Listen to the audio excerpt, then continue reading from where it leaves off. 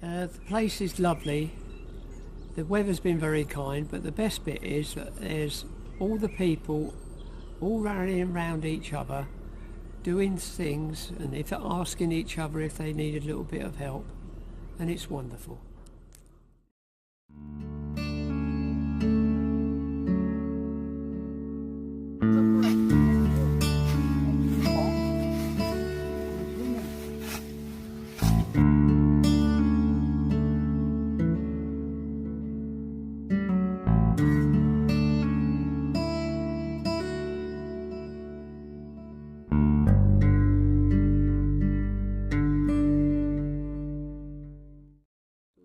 It's important for everybody to engage and go outdoors, and in particularly people with dementia.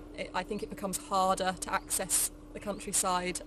If you've been diagnosed with dementia, you might be a little bit more anxious or nervous about it, but it's such a great healer.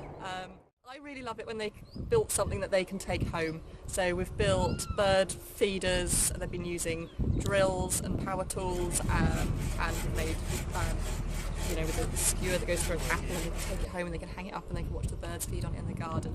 I love it when they've actually been through a process from beginning to end as something that they can take home with them and look back on as something they're proud of.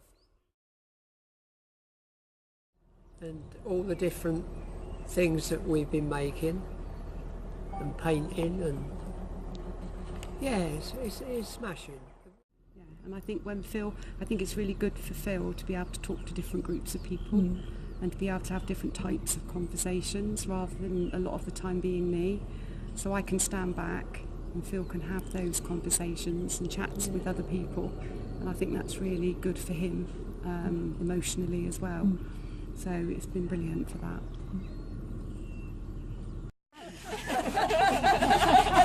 There we go.